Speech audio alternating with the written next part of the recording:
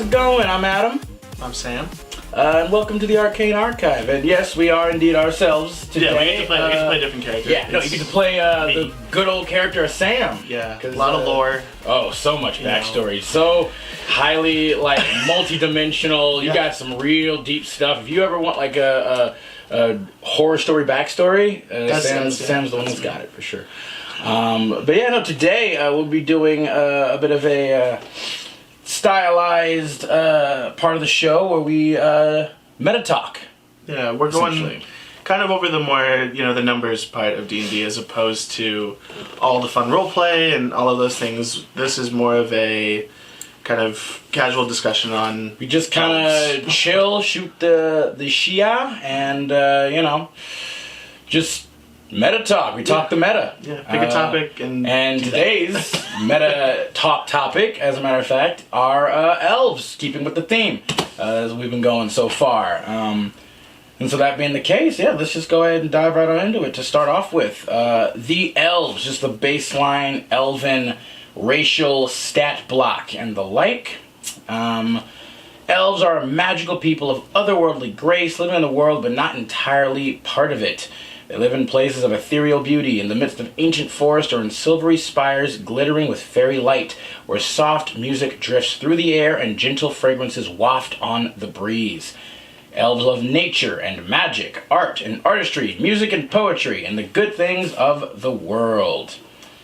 So with that, my thought has always been they're the graceful, snobby... they're good at everything kind of... Which is, they're a bit of the Mary Sues and Stews of the D&D world, for sure, in a lot of ways. At least the way that they're written here, they're also, they're not super tall, they're very lithe. It seems here, general description, they seem to stand on average from 5'4" to 6 feet tall, or 1.6 to 1.8 meters. They weigh approximately 130 to 170 pounds, or 59 to 77 kilograms. But yeah, they're very athletic. They're very just otherworldly, beautiful and attractive all the time. That's their common theme. Yeah, it's I've often heard that in most iterations that even the ugliest of elf is usually still on par with the most attractive of human. That's always been a very common trope, especially in D&D. We always had one person in the group who made the elf and didn't really think about it, but all of a sudden this was the most beautiful character at your table. Yeah. And there's nothing wrong with that at all. No. It's hey, someone's got to take the spot. You got to always have... To me it's fun. Got to have that ephemeral, ethereal, And if you do it well, it's very entertaining. Someone's got to be the sex pot, as it were, I suppose. So, there always has to be one person at the table who has some sort of draw. I've done it a couple times with elves, and it's very entertaining. Oh, absolutely. They again, it absolutely has its place. But yes, continuing on. Yeah, they're long-lived. The most long-lived. 700 to even further. Depending. Yeah, usually from what it kind of says here for their longevity. It's usually around 700, if not longer than that, especially by magical means, if not more. Especially. However, elves do mature at roughly the same rate as humans. Yes, so they'd be in their after their first century, it'd be. Well, yeah, so essentially they physically mature at the same rate, so probably around the time that a human would be in their 20s physically, so would an elf. But they are still, in elven culture, would still be considered children, if not toddlers. Yeah. But yeah, usually around a bit past their first century, that is when they officially become young adults.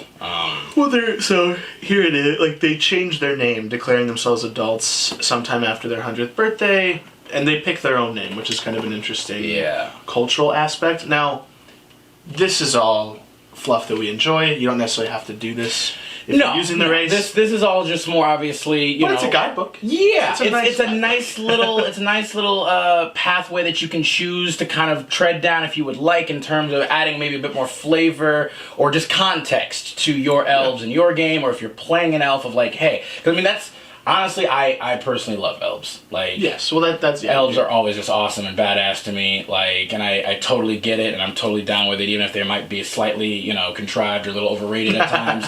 But I honestly, what I love the most about it is their long-lived nature. Their like, perspective is completely different. Exactly. And so too would be like their temperament and how they would react or approach certain situations, especially because like the dynamic of living so long changes your perspective vastly on any like situation, opposed to like humans who live 80 years at best, or even like you look at like half elves who live this like what 100 years. Yeah, it's like 100, 120. So like that, most of the characters I make are short-lived, flash in a pan. They hope to get something done and then they die. Yeah, when you mix with like elves or dwarves or those long-lived groups much of people, more playing kind of a long game. They want to stretch out. Are the things happening around you really that important? Like, what's really your focus your attentions on the things that really matter. Look at the long big picture, rather than the short immediate one.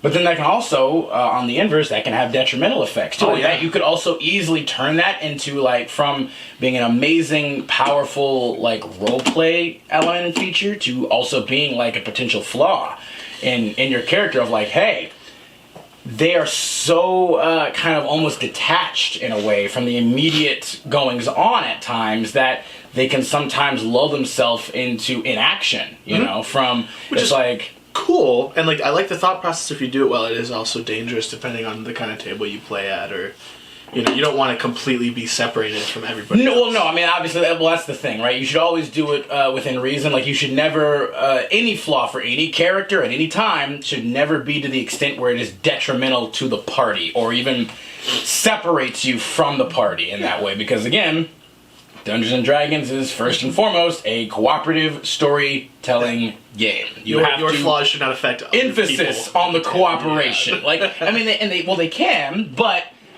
that should, first and foremost, you should always talk with your fellow players and DM about any potentially, debilitating or like if any negative aspect or flaw in your character would be detrimental or whatever to the party. It should be something that is temporary, like very temporary, and you should discuss it, and it should be something that you actively work on as your character to better, and so it no longer becomes detrimental to yourself and the party. Yeah, it's always that there is a trope about elves, especially like early on in stories, they kind of not really caring as much. Yeah, and as they realize that, and as those people maybe it's not in there. And as they get to know the people around them, yes, they still live a lot longer than all of those people are going to most likely, but now they're a lot more important to them. In a personal sense, see which is why difficult. It matters. Yeah, which is in elven society, from what we've read and discussed before. That's not, like, the whole being all lovey-dovey or being, that attached is not a normal thing for elves outside of their society. Not in the same way, for sure. They're because they live so long. It's just such a different relationship. Their viewpoint is, well, at least in regards to, like, other races. Yeah, that's for sure. Yeah, to other races, it is just, like, most elves do just kind of have that innate understanding of like, oh, you're gonna be dead, and like they can have respect, but it's not usually not the same. They don't hold attachments in that same way. That's true, but they can. That's the cool part. Is it's your character at the end of the day. You can kind of make that happen. To that end, like I definitely like I've made a number of elves. Technically, I guess 2 elven characters in games that I've played, and one I'm in currently. Like he's in fact kind of taken up the whole aspect of being like, he is exceedingly almost envious of a lot of the shorter lived races and looks up to them for their ability and their drive, their ambition, their ability to get shit done, and what he sees is like such a short amount of time. Yeah, it's like a fucking it's a sneeze. It's a cough and a sneeze in the grand scheme of things, but they are still able to just like eke out so much progress and whatever. And he loves that, and it's like it's a creed of his to try and emulate that to the best of his abilities, of being like, he doesn't want to be overly complacent. Like he's constantly on the lookout on himself to be like, but again, I kind of also try to flip that almost as a bit of a flaw in that he can sometimes be overly zealous. Yeah. And his attempts to be like, oh, let's do something, let's make something, let's whatever. And it's like, you almost go to almost the complete opposite, which is fun. A little bit. He can overcompensate at times. Yeah. That kind of baseline of how they are is a very great way to start when you're making a character as an elf. I agree. If your goal is to make an elven character, for me, I'm definitely more of I think of a class and then I think of everything else. I've tried to change doing that because it's a lot more fun to write a story. But for me, I like looking at class story. Yeah, I like looking at elves. Like they fit into a spot for me, and then after that, I kind of tweak them a little bit. But their baseline, the way that they look at the world, that kind of stuff, is something that you can play with. I think relatively easily. It's an amazing aspect that not many of the other races have to offer, since you know, and that's one thing that I love just so much about them. I will say, like, I did end up at one point playing an elven character that was actually raised in a human community, but he was raised as a child. So again, he grew up at the same physical rate as the humans, and so he was probably around like 20, 22 or whatever age as an elf. And so technically the other elves, he would still come across as being an adolescent. Yeah. But to the humans in their community and the way he was brought up, like he wasn't brought up to be, you know, a child. Like he was an adult at that point. Yeah, they expected exactly of him. And so like I felt like that would be in a really interesting, amazing dynamic of like, oh, anytime he comes across other elves, they're gonna be like, he's a literal adolescent to them. Like he obviously he can still communicate perfectly fine, he's still intelligent, he's still very capable, but it's just like the discrepancy between their culture and what they recognize would be shocking, and like the way that they would interact with him, I felt would be really, me and my DM were like talking about, it would be a really interesting kind of interaction between it to kind of see how that would work out. But that's a cool way to use their age and perspective as a tool, as opposed to just it's a thing. Yeah, and I feel like going off what you said, like for me, I think I have always usually tried to like, I usually start, I think, from the race is where I start. Like, what do I want to play as? And I'm like, okay, what classes fit this race well? Like, what do I feel like they would embody, or even what do I think would be a really cool twist of a race? Like, you know, like I made a forest gnome monk that I which is hilarious. Love. A little dude punching. A little dude, like he's kind of like Yoda, you know, jumping around, hopping around. You know, we take stuff like that. We come to elves as a thing. Like for me, elves, in terms of what I'm playing, they kind of fit everywhere to me. Agreed. You can pop an elf almost anywhere. I can't think of a class except maybe barbarian and artificer that I wouldn't swing towards with an elf, only because the rage thing, you'd have to pick a very specific elf. Yeah, I mean, we'll get into. There's some elves that could definitely fit that trope. But like realistically, fighter works. Fighter works great. All of the mages are cool for me. Oh yeah, no, all spellcasters. I would say for me, I feel like Artificer's a weird one for me though. I think Artificers are perfect because they can be very like. Of course they can. Like, you know, mechanical or technological in that way. It just wouldn't be my first choice. Magic. Fair enough. For me, I think I agree with the barbarian, but also I feel like for me, paladin would also like not be. Oh, see, I love an elven paladin. I mean, like I feel like take like a vengeance or what's the one, the nature paladin. Both of the ancients. Yeah, because they're so long-lived, I've always loved the idea of this like stalwart, you know, 500-year-old, 600-year-old elf paladin that's been in a forest his or her whole fucking life. I see. And just been, this is my place. This is me right here. No, I don't go anywhere, and then something terrible happens, and now they have to. Yeah. And that just... That, or like Disgraced with the whole Oathbreaker thing. No, I feel Oathbreaker. Just because they're long-lived, for me, it works really well. Yeah, I guess I've always just kind of put Druid more in that particular place. It's the same concept. Like, you swing it in the same way because to me they're both divine magic in nature. Fair enough. But I always loved, because for me, elves, they have like their own martial arts, like wizard class in Faerun with the blade singer. So for me, elves have always been like, I always thought of them as like, yes, they're naturally gifted at magic, but they're also naturally gifted at fighting. Oh, also, it's just the thing that they have. Elven disciplines. And like some of the old versions of elves, like the different way they did the sub-races, they would get like elven weapon training, depending on which elf you took. Now, to me, that counts for something in terms of like they practice fighting, as they're growing up. It's part of their culture. And because they're children until they're almost just after 100 years old, most of them have probably practiced fighting longer than a 80-year-old human who's fought war all his life. Yeah. Like, it's weird in that sense. And so for me, that's why I liked those martial classes for elves. I tend to stick them in the martial box when I make an elf, only because the whole I'm an elven wizard. Like that's everyone does that. Oh, for sure. So I'm the weird guy. I can't. No, but that's the thing. I do agree with that. Like, but it's fun though. Once again, I definitely have a similarity. I usually do put elves more so in the spellcaster spot. But for a very ironically similar reason, I think, to you in terms of, like, your paladin is, like, because they're so long-lived. It's like, do you imagine the shit that they could Dude, get up to? Again, I made a wood elf druid, and it was like, even though it's like, it's so generic baseline of, like, wood elf druid, of course. But it's like, it's so generic because it works so fucking well. Dude. It's that click in in your mind where, like, ooh, I like that. It's like, dude, the druid ability, Timeless Body... You age killer.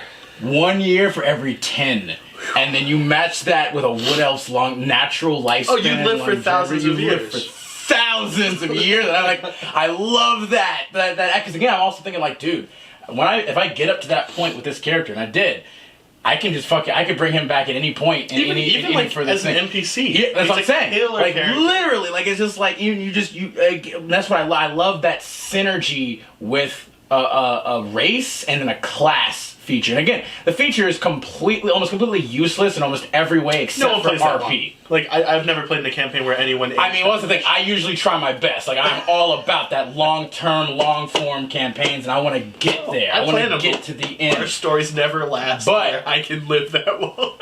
But even so, like, again, I usually like it more so for, like, the synergy of... classes like or races like aspects, and then like really cool. Again, like RPG. Like again, the Timeless Body mechanic almost has no effect on anything mechanically speaking except for RP elements, and I love that. Like I thought that was fantastic. But speaking of that, why don't we actually get into the elves' racial like mechanics and stats a little bit? Timeless Body is monk. What's the druid one? I think it's... I'm gonna look it up for you, because I was curious. I thought Monk had one similar to that. Monk does. Monk has Timeless Body. Yeah, and I think Druid is also... Oh no, it's called... They're both called Timeless Body? They're both called Timeless Body. I was gonna say, they're both Timeless Body. They both do different things, that's funny. I know, they both do a similar thing. I think it's different. Oh, really? Intrinsically, yeah. The monks don't need to eat... That's true, yeah. That is true. They can't be aged magically, but they can still die of old age. That's true, you're right. No, yeah, Druids literally just live... So again, Monk is a cool class for elves.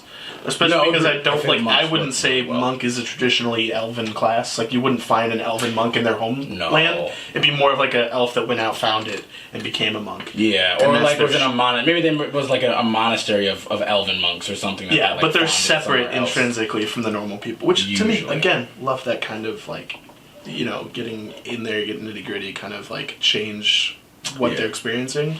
But, for the actual kind of mechanical aspect of the elves, anytime you pick this class, if you obviously want to go by just the old kind of 5e standard rules, not including Tasha's at this point, since at this point you can kind of make whatever you want with Tasha's, which I fucking love. But, for back in the old days, whenever you picked elves, you gained a natural increase. You gained a +2 bonus to your dexterity score. Essentially, elves can live to be around 750 years old beyond. Your average size is 5 to over 6 feet tall at times. Your size is medium. Your base walking speed is usually 30 feet, although I believe for wood elves it's 35. But you also have dark vision. Seeing as you are accustomed to twilight forest and the night sky, you have superior vision in dark and dim conditions, up to 60 feet, because, you know, everything in 5e has dark vision, just about. Well, except humans. And Warforged, and ironically, weirdly enough, Dragonborn. How did Dragonborn not have dark vision? They didn't get all the cool stuff. That doesn't Kobolds do. Any sense. That makes no sense. I love it personally, because it doesn't make sense, but I play it up. I think they might be changing that for 1D&D now, I think. So. But I don't know, maybe not, because that just seems weird. At the very least, give them, like, some blind sense or something then. Like, to offset a higher level, like, give them, like, a 10-foot blind sense or something. Like, you know. Yeah, getting back into it, because, you know, with that dark vision, you also have keen senses, which is proficiency in the perception skill, which is a nice, makes sense. Dude, perception is probably the most used skill in arguably in travel. You use it more than anything else. At any point, not even in combat, like to see shit sometimes. Oh yeah, and then going along with the kind of natural magics. You get Fey ancestry, so you have advantage on saving throws against being charmed, and you can't be put to sleep via magic. Yeah. As our baseline elves do not sleep. They don't need normally. to, they go into a trance. As it says here. So they meditate deeply for 4 hours a day, as opposed to the 8 hours of a normal long rest. Remaining semi-conscious, so you're technically not fully unconscious or asleep. You are still slightly present, which I feel is similar to the Warforged ability. and kind of it's a little different, and once I do this we'll go into it a little bit. But so you meditate essentially, allowing you to dream. After fashion. Yeah, a lot of those, it's kind of like a reflexive thing. It's a traditional thing that they do. Exercises of the mind. Yeah, it's essentially you exercise your body, you exercise your mind. This is an important thing for them. A lot of it has to do with memories, both of current and past lives, which are part of kind of the elven backstory of the remembrance, and where their souls go after they die, and it's a reincarnation thing. So it's a little bit, you can either play that up really heavily in roleplay when you're playing, or, like in most of my games, never comes up. Yeah, no. It is entirely just a difference in resting for a lot of my games, and that's because our DM doesn't really care for the whole elf thing. I will say this, you can try to play into it. It depends on what your table you're at, and I don't think you lose anything for not playing into it necessarily. No. I've never had to, and it's still fine for me, because for me it's always, I rest for 4 hours, and now I have 4 hours, I can't run around, you can't do whatever you want. You can't do a ton of shit. You still do have to technically complete. You have to rest. Yeah, you're not training. as long as you don't overextend yourself, I think for over an hour, you can still then get the full benefits of the long rest, obviously, because it's it kind of depends on your DM, honestly. Well, because technically, I believe the actual rules are even just for 8-hour rests, all you have to do, you have to sleep for 6 of those hours, and then for the remaining 2, you can basically do light activity. If you end up getting interrupted with combat, as long as the combats don't exceed an hour, which they never do, they never will. You will still get the benefits of the rest. And so the way I've always experienced it, you basically have 4 hours to do light side activity. Yeah. Which, depending on the kind of character you're playing, is a great roleplay opportunity for, what your character wants to get done outside of that. It's a fun one for elves. It just depends on what your table plays it up as. That trance can become very important, but sometimes it doesn't. Most often, I feel like it's not that. You can also just choose to sleep.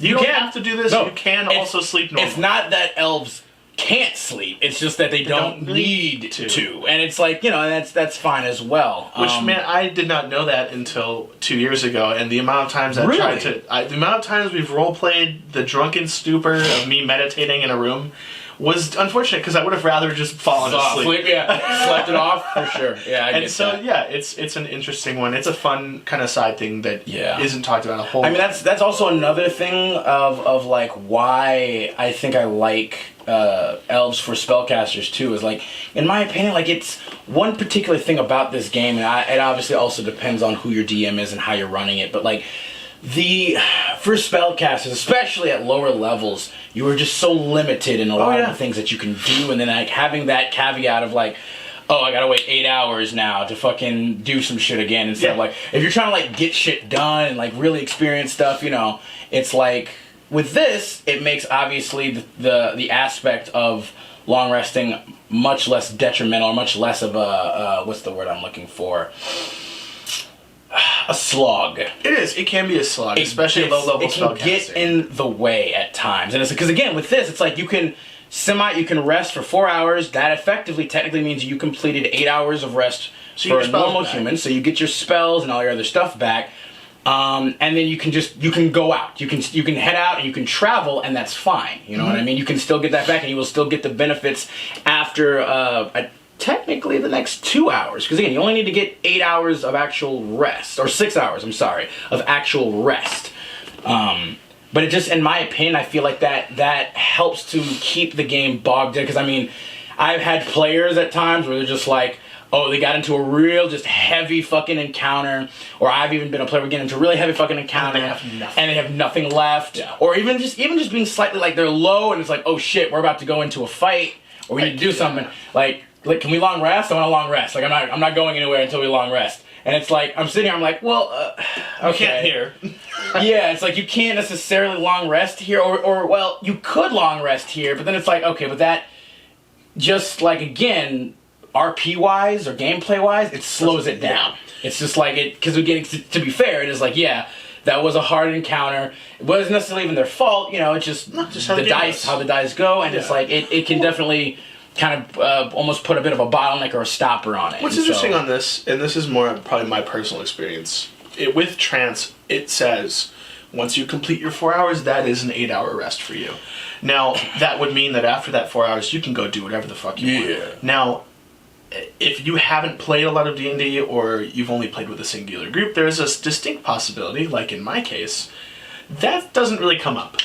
Because I've played an elf in a campaign where I was the only elf in the group, and for my DM, the way he doesn't want people to be out of the story. We did a very heavy role play, very heavy, you know.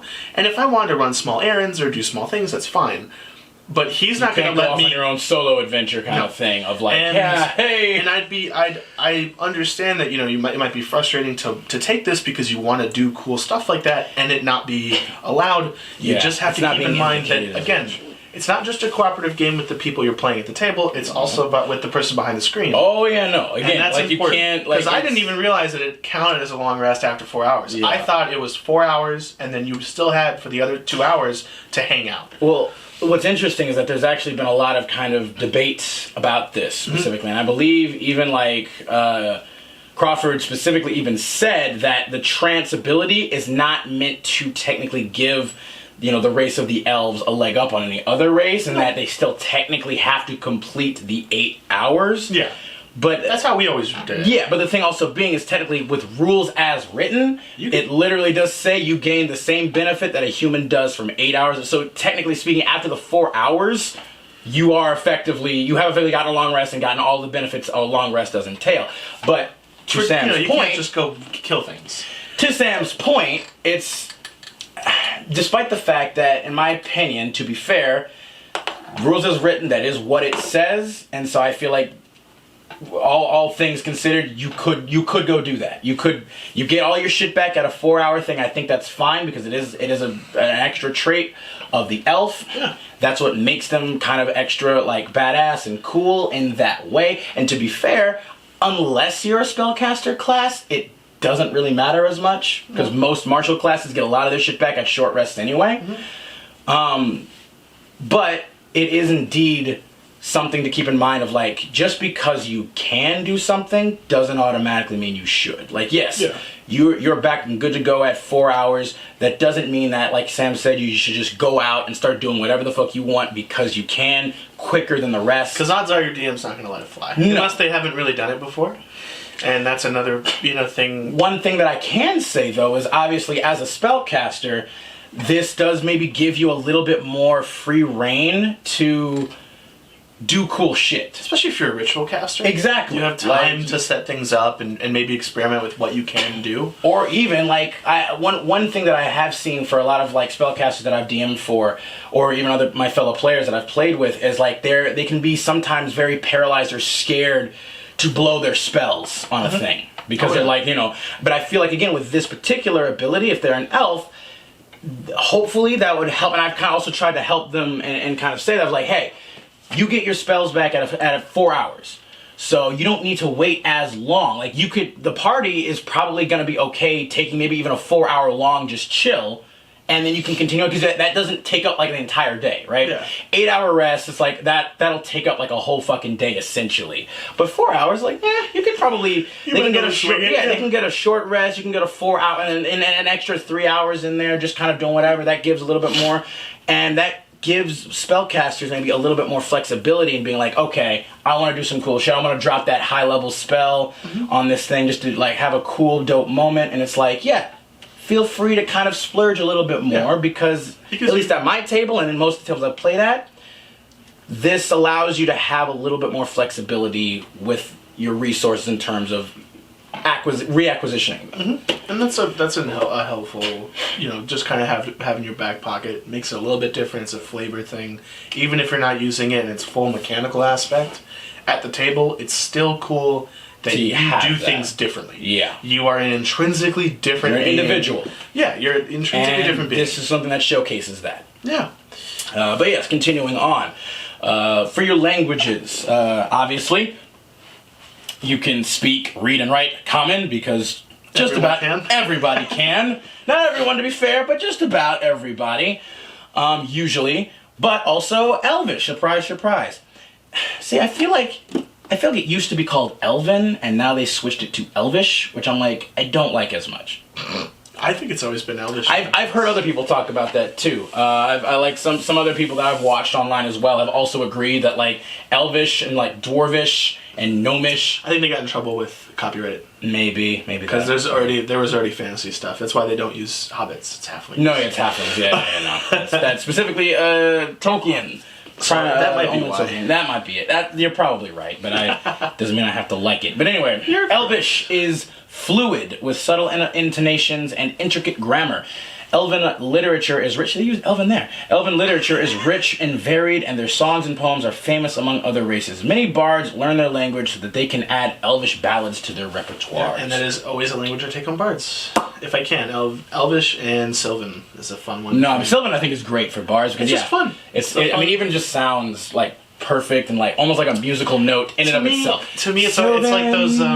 It's like those when you saw like medieval fantasy stuff when someone comes in, they perform a song, and like say that they're in what is now the UK, say that they're over there, and they perform something in French, and it's like, ooh, that's different. Like that's how I always looked at it, which is funny, but it works for me. Like I agree. I like that. A touch specifically on that class. But yeah, going into even more specifics for the sub races of the elves. What do you want to start with? Well, again, let's start with the ones that we did last week. We'll go we'll start with the high elf first, of course. So obviously, it's everybody's. It's kind of the baseline. It's the baseline, basic B-ass motherfucking elf. And that would be covering if you're playing in Faerun specifically, Sun and Moon elves. Sun and Moon elves, as well as their slightly more offshoot of like Star elves or whatever. But we haven't covered them quite yet. That'll be a slightly different. Kind of getting into that, you still get the +2 to dexterity, but for these specifically is a +1 to intelligence. Yeah, for your wizards and artificers out usually, there. Usually, it has something to do with spellcasting or just the fact that you're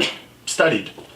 Well, that's kind of the idea. For sure, like obviously being, just the more sophisticated and all that stuff. It gives you that book smarts advantage. And obviously being just naturally more tuned to arcane magic as well for high elves. Going along that same vein, you automatically just get one cantrip of your choice from the wizard spell list. Intelligence being your spellcasting ability for it, which just again further lends credence to just high elves being naturally attuned to the weave, to arcane magic, to elven high magic with Coralon.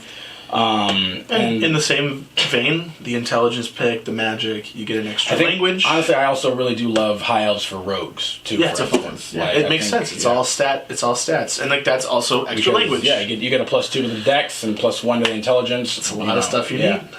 You get the extra language, and then proficiency training, which is always fun. Yeah, the weapon training as well. So long sword, short bow, longbow. It's good for some of the martial classes that don't get access to longbow.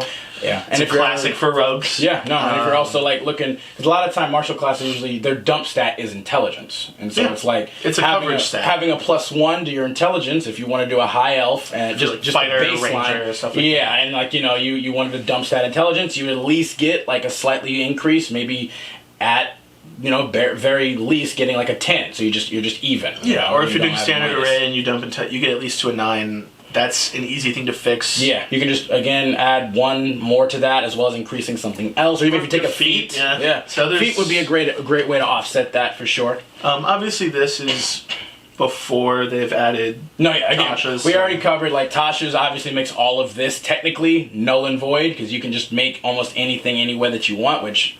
Gotta love it. Gotta be honest. It's fun for us. But again, and if at any point anybody just wanted to know, like, even if you're just maybe like rolling up an elf just quickly, like for like an NPC or just what elves kind of are expected as, like, you know, in your world as NPCs, like if it was just a really quick thing, this is probably something you could just follow quick and easy. So another thing, they also get an extra language too. Yeah, I was mentioning that with the intelligence pick, which makes sense. It's just an added, you know, like you said, stuff learning. like that. It's not fun in terms of what you see it. You're like, nah, it's boring. It is unbelievably helpful. I mean, depending on the games you're playing. It depends on the campaign, because it's like that is a little pet peeve of mine. Yeah, I'm gonna go on a bit of a tangent here. I apologize, but like it's like there's so many times where it's like I feel like so many DMs don't specifically like talk with their players about what they're necessarily going to potentially be encountering throughout the campaign, and it's like, I want to take giant for a language, and you will never encounter anything giant adjacent, even in the entire. And you're just like, I just used up. But you're in the Underdark now. Yeah. I could have taken Undercommon then. Why am I having giant? Like I understand that frustration. I will say this: I'm the kind of person that my language choices always have to do with backstory. No, so agreed. I don't take say I know I'm going to be in an Undercommon campaign. I'm not going to take Undercommon unless it makes sense for my character to know Undercommon. Sure. So, for example, my recent characters, it was an archaeologist background. So I took some old languages, like Primordial, and like the weird stuff that Draconic, you're never going to use it, most likely. I'm never going to use it, but I had Infernal, Celestial, Primordial. Will I ever use it? Who knows? We're still playing, but to me it makes sense. The way that I would like with elves, because they don't often leave their homes, what did they do before now? So did they meet other people? And pick a language that makes sense, or talk to your DM and see if there's a way for you to get something that works for you. That's the thing. Like, again, I agree in terms of the fact of, like, I feel like a person's backstory should absolutely have connections with, again, most of the choices that you make for your character, whether it be, you know, stats, even just, like, you know, background stuff, all that stuff. But, like, I feel like for languages, if you have more than just two, I would like one of those to also be applicable, except for just common. You know, it's nice to be able to say, like, you know what, I'm going to talk to this person in Sylvan. I'm going to talk to this person in Draconic. It's nice to be able to utilize these aspects of your character if they're there, because then otherwise it's like, everything and everyone just speaks common, or you just don't understand anything, which is fine. Like, I like those role-play moments where it's like, maybe you can't communicate. You don't have a common language. And that's great. But then it also is just like, but the vast majority of the creatures or people we're interacting with all speak fucking a different language. Goblin. Or speak Orc. And it's like, so I have Dwarven, Gnomish, and Elven, or whatever, or Elvish as my... It's not really applicable. Yeah, and it's just like, okay, then that literally just makes that, again, that extra... ability or trait of your character like null and void. And that's one thing I always want to try to avoid as much as a DM myself, of like, I want to make sure that characters and players are able to utilize their character to the utmost extent that they can within reason. And that's why you communicate. So if you're playing something like an elf that has an extra language, when you pick high elf, talk to your DM, you know. There's always options. They can give you, maybe push you in a direction without revealing the entire story to you. Agreed. And there's nothing to say that before whatever big thing happens in your campaign, that there wasn't some sort of rumor or rumble before that, and your character might have thought, maybe it might be a good idea to know this language. I have the time. I'm smart. As an elf. Yeah, I have the time to do this, and I have the resources to do so. Now, it's seemingly a very small thing, but it can mean a lot in a campaign, and it's a nice bonus. I would say so. Like, again, like you said, again, to the point is you can absolutely converse and talk with your DM, and the DM can give you a basic general idea of, like, hey, especially, like, for instance, if you are a ranger, right? Mm-hmm. Another aspect of rangers is they get, their favorite enemy and favorite terrain, and, a lot of people have always debated and been angry or annoyed with, like, my favorite terrain is coasts, and we are in a desert. Yeah, like, that's why you asked before. Yeah, but that's the thing, same aspect being of, like, it's like, hey, you don't obviously want to give your players an too far of an unnecessary advantage, of course, but you also do, of course, always want them to succeed, or at least in my opinion, I feel like every good DM is always on the side of their players and wanting them to succeed and do cool, amazing, dope stuff.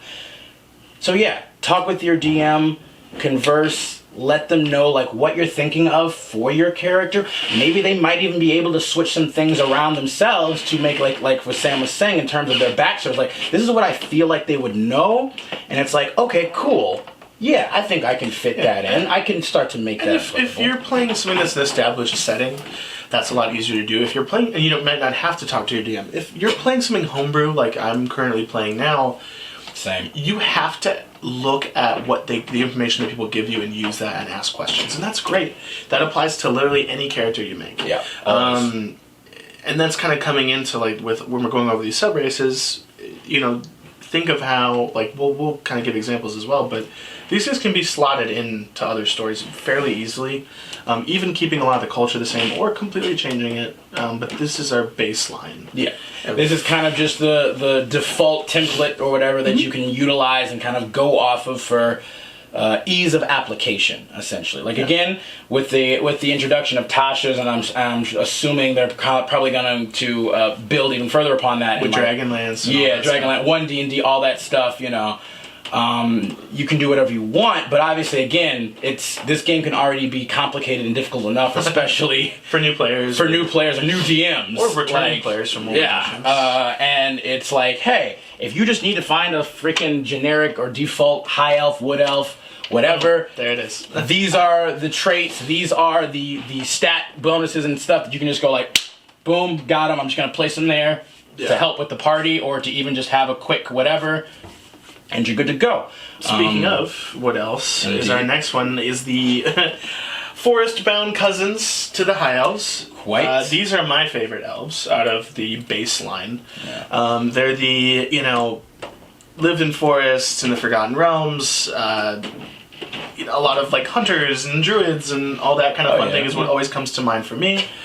Instead of intelligence, they get basic bees of the woods. Yeah, I love it. It's that like Legolas fucking character. But for me, the basic, it's a wisdom score increase by 1 instead of intelligence. Yeah. They still get the weapon training, so that adds up to me. They're still relatively close. And then they get the, like we said before, the extra 5 feet of movement, which doesn't sound like much, but is so huge. It can be a big thing. It can be, honestly, especially depending on the class you choose, it can be the difference between like saving a downed friend who's like on that last like death save and falling short of being able to reach them with a potion or cure wounds or whatever, but it can be great. I mean, and for the last one, the Mask of the Wild feature, you can attempt to hide even when you're only lightly obscured by foliage, heavy rain, falling snow, mist, and other natural phenomena. Which is super cool and ties into that ranger aspect. And druid, of course, for sure. And hide is one of those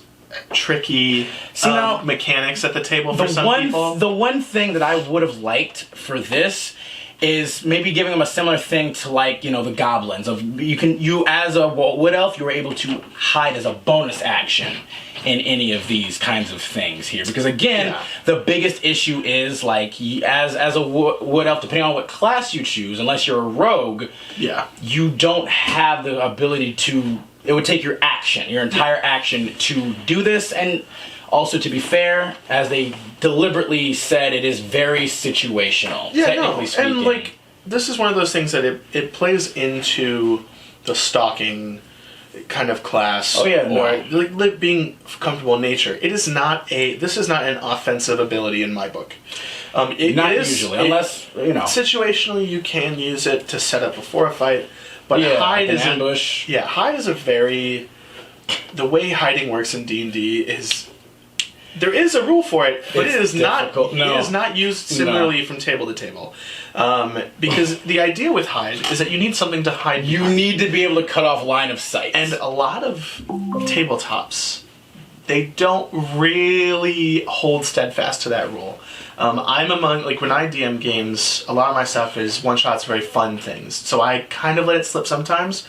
But if I have a rogue and people that actually want to hide, you have to actually think about what you're doing. I agree, but here's another aspect of it I feel like comes maybe into play, or rather I should say has a little bit of a lack of coming into play, is like I don't know how often a lot of tables put such deliberate like definition and description on the environment, 100%. Like in regards to hide, like I've used hide in some games like to amazing extents because of how detailed my DM like made the environment, and then at other points it was literally just you're in an arena.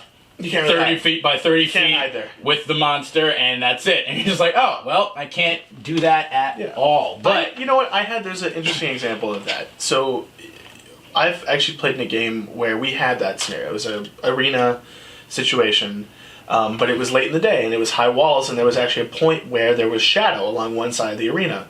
And I argued, well, I should be able to hide there. Yeah, if it cuts off a bit of light, if it cuts off light, and like if this monster can't see 360 degrees around it, and if it's not paying attention to me, how would it keep track? Yeah, especially if you have other people fighting it. 4 other people fighting it, and that was a little bit of a back and forth, and it was they let me get away with it, and that's the thing with hide, especially if you're planning on playing like a wood elf and you want to use this, you need to communicate what you're doing to your DM, because odds are if you ask like, is this reasonable? If you're coming at it from a thing of...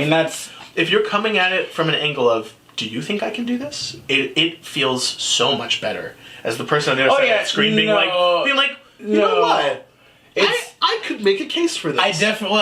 that's also the thing. I feel like, for you and me, I feel like we are very similar in the terms of like, we like to see cool shit happen, and we like to be able to give like our players and our friends and everything the opportunity, but it's like, obviously, I've heard plenty of stories, too, about it being like, when a player kind of makes a bid for like, ooh, can I try to do this thing? And the DM's just like, nope, you can't do that. And it's done, Well, in the great words of Matthew Mercer, you can always try.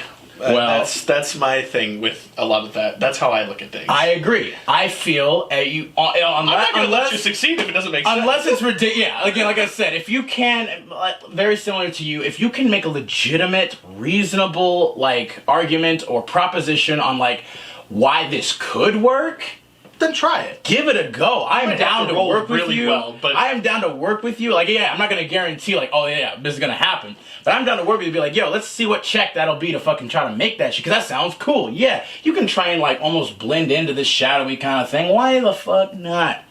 But it is, unfortunately, always very dependent on your DM, on how open and willing they are to cooperate. Because, again, like I said, like, with the one DM that I had, who basically just, almost for every battle encounter, they would just drop us into an arena. It was effectively, essentially, almost always just an open arena where it was just you, the monster. There was no real, which is unfortunate. Features. It was, it was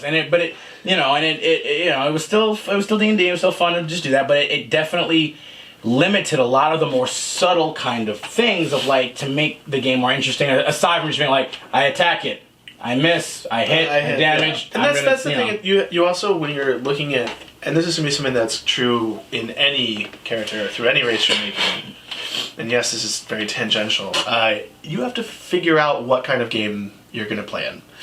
Because there Session Zero, man. Yeah, that's what Session Zero is for. Session Zero. I personally am one of those people that, like, I'm pretty open about how I run things, so I don't necessarily always vie for a Session Zero necessarily. Me too. I usually, right off the top, I'm like, hey. I like when I figure out the type of personalities at my table first, and then I go from there. But yeah, that's the fun thing here, is you just have to know what you're trying to use and how you're trying to use it, and just be open about it. It's fun. That's the fun part. It's a cooperative thing. I'm always the type that, like, I admit and hopefully nobody judges me for it, I can definitely be, I think, on more of a power gamer side. A little. Myself.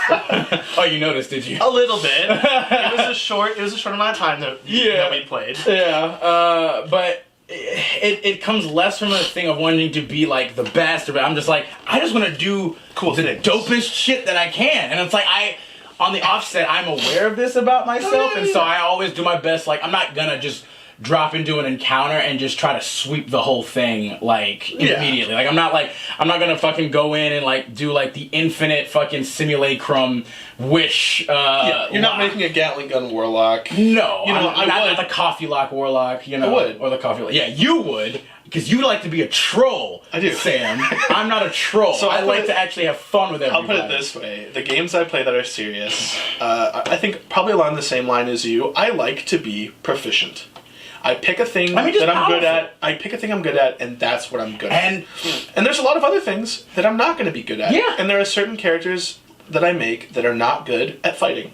Yeah. They're bad at fighting. Exactly. They're really levels. Great for social interaction. They're good at social, they're good for other stuff. For skill monkey. Terrible at fighting. And that's fine. They might not even be a good skill monkey. They might just not be a good character. But on the other hand, I have characters right before that are very good at what they do. No. And I've been accused by people in my group, not for... they call me a power gamer. I don't think they fully understand what that means. Because I could be so much worse. Point doesn't mean that you're not a power gamer. Even if you can be worse, that doesn't mean you're not. Like I said, I think you and I are similar. I know my limits. Yeah, exactly. You and I are both reasonable about like, hey, we're not just gonna freaking dog an encounter. Yeah, I want everyone to have fun. Yeah, exactly. And that again, to further kind of, I guess, redeem myself, I'm a power gamer for myself, but I'm also a power gamer for my players. Like if I'm DMing, I'm like, bro, bring cool stuff. Bring what you want to bring. Like talk to me. I'm so free with allowing my players to come up with some of like as long as it's not like some dumb, stupid, like super obscure, like third party book or some comment they found where I'm like, all right. If it's like within the rule, a lot of the core rule books and everything, it's like, yo, if you can make this happen, like for instance, in one of my games that I'm running at the moment, one of my players, he took the what was it? The polearm mastery feat. I don't know if it's called that, but it's basically like, it's and he's a paladin, so it's like he can attack at range, like 10 feet reach with his polearm weapon, but anytime an enemy moves into that reach, he can attack them as a reaction. Do you take Sentinel and Polearm, or is that... no, it's not Sentinel. It's just... part of Polearm Master? Yeah, it's just Polearm Mastery. I forget, I never... Or no, actually, he may have also taken Sentinel, actually. Because that's like a killer combo. No, he took Sentinel to stop them from moving. That's what he did. But... You can't get to me. What's cool and interesting about that is...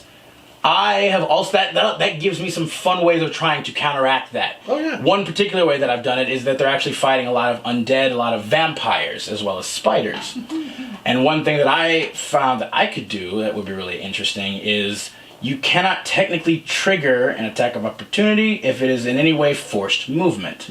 So all you have to do, you go up to the top of the ceiling, because they can walk on any surface with their hands free, and you just drop down on them. 100%. Technically not moving willingly into his field. The only instance of willing movement that is technically not willing is Dissonant Whispers. Yep. And that is my favorite combo on any bard. Yeah, I gotta love it. Dissonant Whispers is great. It's stupid, but, getting back on topic here. The actual what we came here to talk about. I think I'm going to go to Drow at this point. I think Drow would be another great one to start off for. Those are our friends underground in the Underdark, the denizens of that horrible, horrible place. Dark Elves. They got some tough shit to be able to handle that place. And I think their stats actually reflect that pretty well. So, the Dark Elves being they're very politics heavy in their background, so they get charisma. All about that. Instead of wisdom or intelligence, they have superior dark vision. Deceiving. Yeah, crazy dark vision. It's one of my favorite,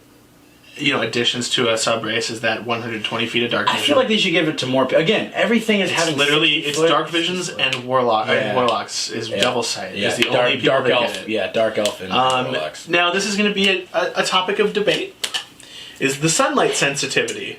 Now, the way I play D&D, sunlight sensitivity just doesn't really exist. Yeah. We don't really use it on enemies. We don't really use it on player characters. You could make an argument for or against it. I understand that some people like it. It's a cool flavor thing. I'm under the personal opinion that if you're running something for someone or you're playing at the table, it is not fun to suck in 90% of playtime. Because most of the things you do are during the day, outside. It's going to be in direct sunlight. And even if that is, like, for instance, you happen upon a contingent of dark elves that are, like, coming out of the Underdark to, like, you know, procure, you know, labor and stuff like that. Even if you fight, it's like, that's not fun to be in an encounter where, oh, everyone's rolling with disadvantage. All of them are rolling with disadvantage against you, and it's just like, why? It's why just even fun. bother? And it sucks to have that character. But it's like, I have a dark elf, and I like the bonus. Like, oh, but I have disadvantage on everything. Yeah, my favorite thing, one of the first times I played a dark elf, I played a dark elf warlock, and I took the Devil's Sight, and I just cast darkness on myself every time we were outside fighting. Every encounter we fought, I would just do that, because it would give me... They could not see where I was shooting from. Yeah, but you could. And they couldn't attack me without imposing disadvantage on themselves, and I could just shoot at everybody. Yeah. Is that a fun way to play D&D for longer than 2 sessions? No. It's terrible. It is a momentary fun little dynamic. It is a cool gimmick to have because it's defensive and offensive, and it's something you can have in your back pocket for fun. But obviously, being you should not have to rely on it. But that's what we were talking about before in terms of like power gaming, right? Where it's like having that one trick pony where it's just like, oh, you know, I'm gonna do this thing that just guarantees all this stuff, whatever. Like, that's not a lot of fun most of the time. Like, unless, of course, again, for instance, it's like, unless you talk with your DM and you deliberately are like, going like, yo, I want to make some just the most kind of busted, broken thing that I can think of, and I want to see what you can throw back at me to counteract this. And that's cool as long as the other people at the table aren't playing scale monkeys. Exactly. or as long as everybody has cool things that they can do to highlight themselves, and as long as your DM is okay with it and is down for it, and it's like, hey, cool. And also, I can't stress this enough, I think it's also exceedingly important to be like, hey, people need to be willing to maybe adjust and scale back themselves at times if need be. Yeah. Personally, like as a DM, I don't think I would ever really do that unless it was something insane where it was like... You gave them an item that you didn't think they were going to use that way, and now all of a sudden they're the only one at the table who's doing it. Yeah, like nuking everything. I was like, okay, I'm going to have to take that away, or I'm going to have to like drop that. Like, I had that happen in the Rise of Tiamat campaign, the first campaign I played. I got Hazaron, the black dragon longsword that does like 4 to 6 d6 damage every swing. Yeah. And I was a barbarian paladin. Oh yeah. Oh god, you're a paladin. And it was not on purpose. My character died, and he came back with paladin class levels, and it was a really cool story moment. And my DM did not realize what he got himself into because I went from good to I did 100 damage in a round, and he was not ready for it. No. And so he ended up taking the sword from me later on in the story. I think that's fair. And I was very sad, but as someone who knew kind of what my character was approaching, I was like, all right. And he gave me a different cool sword, and then we TPK'd anyway, so it didn't matter. But I got a cool sword later on, and it was fun. I still had fun. So maybe you shouldn't have taken that sword from me then. No, it was because someone else I'm still hold that. It hurts on the inside that it happened, and I'm still not happy about it. TPKs are often not the best pill. It was our first campaign and our first group of characters. Yeah. And we all died, and I'm still not okay with it. That's fair. It's been like 4 years. It happens, but I mean, it's not... I don't know if anybody who's gone through that will ever truly get over it. I mean, that's a traumatic moment. Your first campaign, first character. I was actually more okay when I died the first time. Oh, yeah. Because I spent the remaining hour of that session making a new character in front of everyone, and they were extremely uncomfortable with it. Yep. But, that's the kind of thing you have to worry about if you play with people like us. Hey, But back to I don't like, and it sounds like you don't like sunlight sensitivity. No. But again, like Sam said before, if you want to implement it, it can be an interesting kind of element for certain monsters or creatures. Like, I would personally just advise, like, or offer, like, my take is, like, if you are going to include sunlight sensitivity to whatever monster or creature, maybe give it something, like, that offsets it a bit. Like, if it's going to be, like, for instance, a super high, like, attack bonus, for instance, for its attacks and stuff. If it's going to, it could be really cool, for instance, if, like, one of your spellcasters, players, or whatever, casts sunlight or daylight, if it's sensitive to sunlight, and it'd be like, oh, now it has disadvantage, but it still has, like, a plus 10 or something to hit. Like, I think the main wording here that's important is that you have disadvantage on attack rolls and on perception checks that rely on sight. When the target of your attack, you are in direct sunlight. So if you're in the woods, now, I don't know how many of y'all get into the woods very often. There's shadows. There's coverage. If I'm on the side of a mountain, like in a cliff face, there's not direct sunlight there all the time. It's not just a blanket, oh, it's daytime? You suck at this. Yeah. And I think that's what I ran into when I played a Dark Elf, and I was like, this is not fun. That's what I feel like most people have. Yeah, so make sure you communicate and you talk to your DM again. A lot of this stuff... Just fine-tune it. I feel like a lot of this stuff, it's not meant to There is a fun way to do it. Yeah, it's not... I don't think anything that, Wizards of the Coast have ever made is meant to, be just... shitty or just straight up debilitating or straight up boosting in any way. It's like except the critical injury table. Yeah, that it's my favorite thing in the book that I've never used. Anybody who does, I've heard terrible horror stories. I'm doing a horror camp. I'm gonna do it. I mean, that's again, if you know what you're getting into, if you know what you're signing up for, fine, do it. Yeah. But otherwise, that thing can go right in the goddamn. Just play a high magic campaign so you can get fake limbs. Yeah, that's it. Just high magic campaign and you have potions of regeneration. Get cool sunglasses. That's it. Like you can absolutely just get just blast whatever. Yeah. But anywho. But hey, draw magic. That's what the next thing they have is. That's pretty awesome because it's like a better version of the high elf magic. It is, but also not to mention one thing that I love too is like with the drow race, you then also at a high enough level could get access to the feat high drow magic, which gives you a cool bonus stuff. Which I'm a little annoyed that they don't have like high elf magic as a. Well, the elves got their own racial feats, separate from the dark elves. They did, but I mean, their racial features aren't that great though. Like elven accuracy is. It's amazing. It's okay. It's like sounds like somebody hasn't played a crit fishing build. No, I don't play crit fisher much. Like, no. Just me? Okay. Yeah, because you're a troll. They don't let me use Lucky. I have to figure out. Okay, well, I use Lucky, but I fucking need it because I am notoriously shit at rolls. I'm not allowed to use it. They took it away from me. Adam, they took Lucky away from me because of me. Well, I mean, I think you already roll decently as it is. You don't need I roll on Lucky. The computer. I don't roll high or low. I roll perfectly average. I only use D&D Beyond for rolling because then everybody can see what I'm rolling. I actually don't like rolling dice. I'm saying, you don't like rolling dice? I do. It's fun. Blasphemy. I don't have space. Like my desk is very small, so I don't roll on there. And I had a tray. Yeah. And I left it in my friend's garage, and I haven't back to his house in 3 years. Get another one. They're cheap. Maybe in the holidays I'll get myself one. But what's cool, the Drow High Magic, which is a racial feat, that's an extra thing, but it's a cool part of their thing, is you get Detect Magic at will, and you get Levitate and Dispel Magic once a day, which is cool. For the high Drow magic. And it's Charisma for spellcasting, which is fine because none of these matter for the spellcasting. No, there's not any like saves or anything, unless you want to like cast Levitate on like a different creature and whatever. But just cast it yourself. Yeah, it's usually the best. Essentially, let's see. You get Dancing Lights as a cantrip, which is an underrated cantrip in my opinion.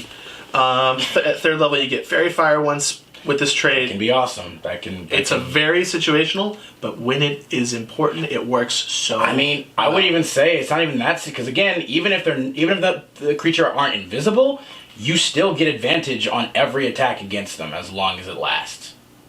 Like it's a concentration spell, but if you can just get free advantage. Yeah, I honestly don't know why more people don't use that spell, because if there's a rogue in your party, you are just setting them up for constant. To be fair, rogues have a lot of other ways to get sneak attack now, obviously, but still, depending on what they're playing. Not even just rogues, dude. Paladins, freaking fighters, freaking like having advantage is great. Freaking barbarians, like in almost any of your martial classes. Yeah.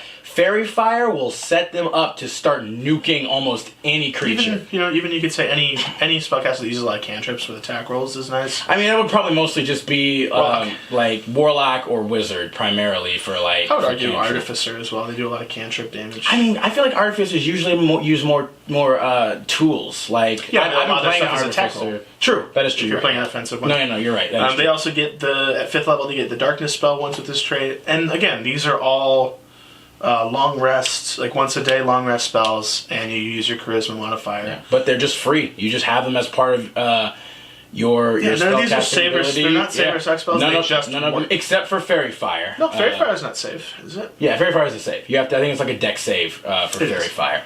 But even then, like still, like it just still highlights stuff, and Darkness itself, fantastic spell if you can pair it with like obviously because you can then get Eldritch Invocation if you wanted to, like Eldritch Adept, and you can get Devil's Sight. Fantastic. Just see through everything. Yeah. And they end up with weapon training as well. Yep. Slightly different than their cousins. With the rapiers, short swords, and hand crossbows. Which are all, two of those are... No, are they all martial weapons? Or is it just the rapiers and the crossbows? Rapiers and hand crossbows, I believe, are martial. So it's another way to get a proficiency with a weapon that you might not have otherwise. I think it goes along the fact, similar to elves, where they train at a young age. These elves do too. They might be on a different side of the world, but Drow train even more probably intensely because especially because most I would say of their martial people are males because males are at the bottom of the totem pole. Yeah. Drow society is primarily matriarchal, and so a lot of that does have to do with like they train hard and they train deadly with their stuff, mostly in poisons too. I will say, if you're going to play a drow, you need to go over that with your DM pretty heavily. Drow are, for most people, seen as a evil group of people, with their connection to Lolth and a lot of the kind of backstabbing, assassination-heavy politics that go along with their society. Just make sure what you're getting yourself into. I've played in campaigns where the drow are very harsh and none of them are good, and I've also played in campaigns where it's kind of teetering on the edge, where, there are groups of drow that are very into the whole Loth situation, and they're not good people, because she's not. But really there's still outliers, and there's still societies of drow that are more misunderstood than anything. In my current campaign, we have some friends who are drow that at first we were like, oh, this is going to be weird. No. It depends on how you play the game, and there's nothing saying that you can't have a whole society of good drow, and also a society of terrible ones. You just have to make sure what your DM is planning, similar to when you play like a monstrous race, like a goblin, kobold, orc, Yuan-Ti. You have to communicate because you don't know what you're stepping into. Yeah. There are unfortunate stereotypes that you have to deal with. And obviously, we say unfortunate, of course, but in this game, you do need, the so-called bad guys to fight. That is one of the biggest things about this game is like, you obviously have the alignment chart and whatnot with evil and good both being on it. And as there's always great good, there's always going to be great evil, and somebody and some things do have to fit that mold. My only stipend would be with that is like, it doesn't just have to, bar none, like always being the rule that a single race is always just that. Right? Yeah, 100%. It doesn't have to be that way. You can make any race, anything, evil, good, whatever. There's always exceptions to every rule. I don't think it's a bad thing per se to like even, for instance, in my opinion, in my games, a lot of the time I like to be like, hey, the question of what is good and what is evil, quite frankly, is, a matter of perspective. Yeah. Right? Because everybody is the hero of their own story at the end of the day. Like, no bad guy is ever usually going to say, yeah, I'm the bad guy. Mm-hmm. It's just simply that his particular morals or values are different than other people's, and he is simply trying to enforce his values and stuff on others. And that is usually the defining factor or trait of a villain, is they feel very strongly about a particular point of view or thing, and they then start trying to enforce that on to others, which I do agree. I think usually that's probably not the best way to go about it. Arguably, there's a lot of good people that do the same thing. Exactly, and so it is all very much don't get caught up too much, but just make sure you communicate, because most people see drow as inherently evil. Yeah, and they don't have to be. They can actually be really amazing, like, roleplay opportunities. I mean, heck, one of the most popular characters in D&D, Dritz de Erden. Which we're going to hopefully see more from with the whole Dragonlance thing coming up. Oh yeah, I do not think that we will have any worry of seeing him and the rest of his merry band of misfits, so to speak, with Dragonlance coming up. But for sure, it is always best to just not have any one race or thing be evil. You can obviously just mix and match. You can talk to your DM, make sure what to expect. Obviously, I think me and Sam can't reiterate this enough, is basically session 0, or even more specifically, just communicate. Just communication at the end of the day. That's the easiest way to get it done. Yeah. But yeah, we'll move on to one last one, I think, for this. The Eladrin, as that will probably be another of the most popular choices. Especially now. Yeah, especially now. But we can, they now technically have, like, the Legacy variant. That's the Legacy is the one you'd most likely use. Yeah, so we'll go ahead and just go into it, because it's also the much more interesting. Yeah, variant is more like a simple thing. Yeah.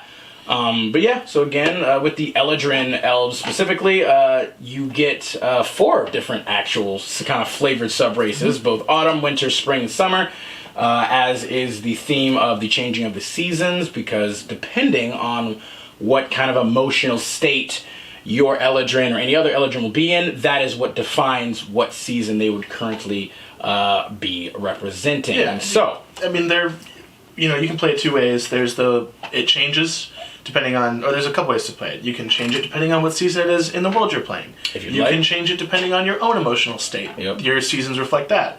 Or you can just stick in a season. Yeah, there's nothing have to change at any point just because you're feeling. Yeah, because the whole idea is that they're elves that are native to the Feywild, an ever-changing weird place, and so attuned to it. Yeah, and it's fun. It's kind of it's extra flavor that does have a gameplay connotation. That's a little bit of a mechanical aspect to it, for sure. And I'd argue that if you're going to play an Eladrin and you're going to be changing seasons, or you're going to stick with whatever, I would look at the personality traits and flaws for those seasons to get an idea.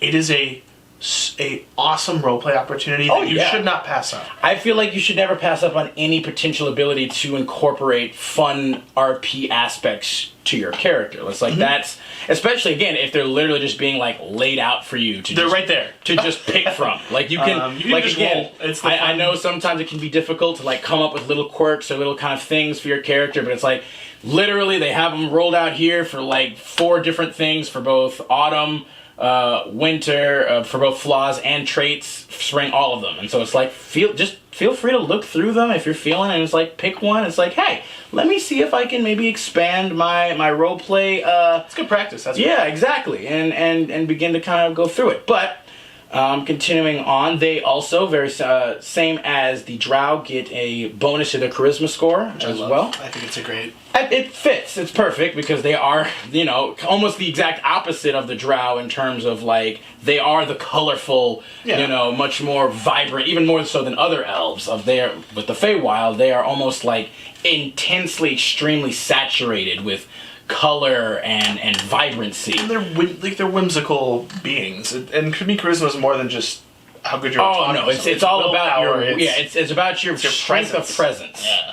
It's about your strength of presence and will overall. But one also thing that they get, which they've actually been applying to many of the newer elf sub-races, is the innate Misty Step ability, or, in this case, Phase Step. As a bonus action, you can magically teleport up to 30 feet to an unoccupied space you can see within range. Once you use a trait, you can't do so again until you finish a short or long rest. Now, that's obviously fantastic. Having that, especially at a short rest, is great too. But having that just innate Fey, panic button, get out of it's your get out of jail free card. Yeah, literally, it's your panic button to be like, oh snap, I'm in a bad place. Let me just try to teleport 30 feet away. What's cool for this one, they did try to do with the other ones. They gave it like an extra ability. Effect, yeah. This the way that the Phase Step works for Eladrin is probably my favorite version of this. I remember when this first came out, and I fell in love with this little block of text here. Oh, yeah. The first, obviously, at 3rd level, you get an additional effect for your Phase Step.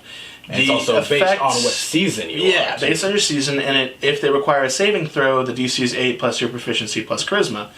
Now, the cool part about this is depending on what season you're in, your phase step does something different things. You always get that 30-foot bonus action movement, but say you're in autumn, crazy. You get 2 creatures of your choice that you can see within 10 feet after you phase step. Yeah. So wherever you pop up, anyone within that area within 10 feet of you, now 2 of them has to save against being charmed for a minute, which is hilarious. It makes no sense, and I love it. It's one of those, you're part of that. It's not wild magic, but it's that Feywild ridiculousness. It's just that charming, kind of whimsical, just like, oh, hello, how are you? And it's just, people fall in love with the Feywild because it is incredibly misleading and misdirecting and entrancing. Yeah. Whereas you get into like winter. Let's see here. So this is specifically the one. This is before you teleport. So it's one creature within 5 feet of you before teleporting must succeed on a Wisdom saving throw or be frightened of you. So as soon as you begin to teleport, you look at somebody and maybe like do some crazy blackening of your eyes and like your veins kind of start to pop as you like disappear into like snowflakes or something. And they're just like terrified. they are chilled to the bone, as one might say. Spring's a fun one because you can actually choose someone else to teleport 30 feet. That's awesome. It says willing creature, so you'd most likely use it on someone who's aware of what you're doing. Yeah.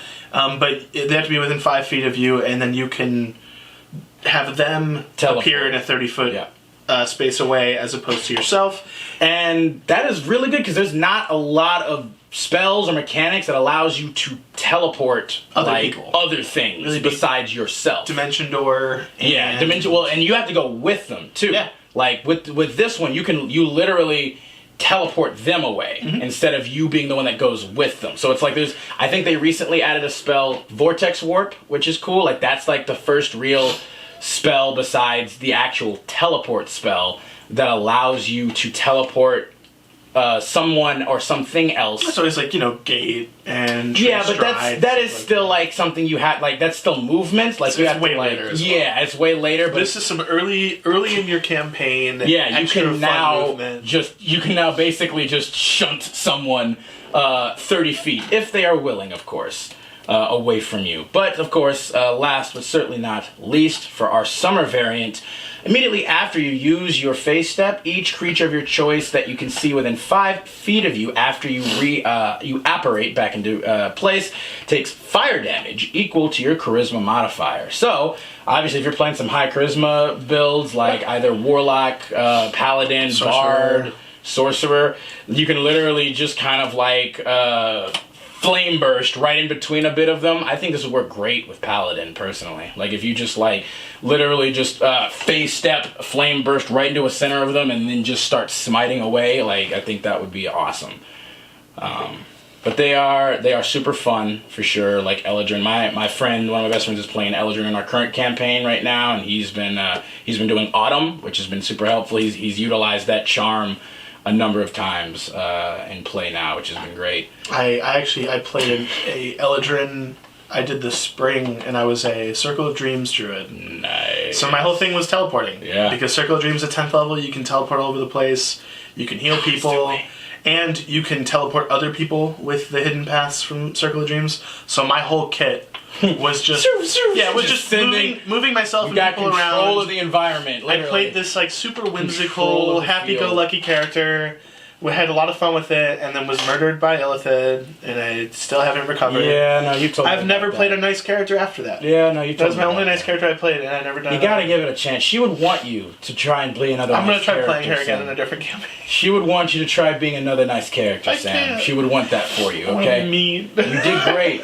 People loved you. They were so caught off guard because all of my other characters had been these like. I played a lot of melee based classes. Yeah, that's most of my. You're a bit of an edgelord. You got a bit of an edge. No, I just liked playing violent classes. And Murahobo. Because everybody else played spellcasters, so I was like, well, I'll be the dude who has to sit in front of you and hit all the time. It's fun for me, and I didn't care about dying because I was like, well, they're on the front line risking their life. If they die, they die.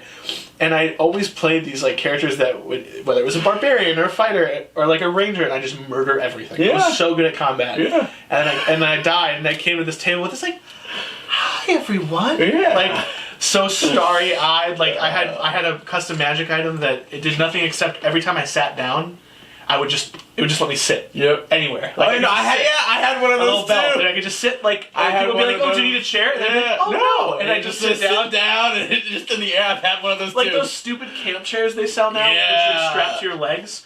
So that was the whole character. It was this like weird, like didn't understand social interaction, was super weird, like didn't understand authority. It was just the nicest character, and then I got murdered by Illithid. I mean, to be fair, you made a very bad decision. That was very poor on your part. Yes, you should not have gone. My favorite thing was the regret my DM was rolling the hit and damage die with. I could see it in his face as he was rolling the die. He was looking at me. He's like, "I really don't want to do this." But you gave me no choice. And I was like, "What?" You should never scout ahead by yourself into an intellect fortress. No, it wasn't that. It was a fortress of giants being controlled by them. Either way. Even then, that's still a dumb... Like, don't go by yourself into a giant fortress. I was a little mouse. I thought they wouldn't notice. But, yeah. I don't play nice characters anymore. But you should. And again, so should you guys. You should play characters, Eladrin, Drow, High Elves. Very fun... Wood elves to play. Honestly, like all elves, in my opinion, are very fun and interesting. Like I'm definitely one. After we cover some of the other sub races, or rather, I should say, after Alistair and Elias cover some of the other sub races, the more abstract, the more obscure ones, we'll definitely get more into those particular little traits and the like. Because then, to be fair, a lot of them are just kind of reflavored, rebranded, same elves. Kind of thing. Eladrin, in fact, like I said, a lot of them get a lot of the same things as Eladrin do now, but they're just like they're just very similar. Yeah, and it's true. And that's fair because they are still all coming from the same source at the end of the day. They're all still related, they're all still connected, they're all still, the original primal elves to some extent or another.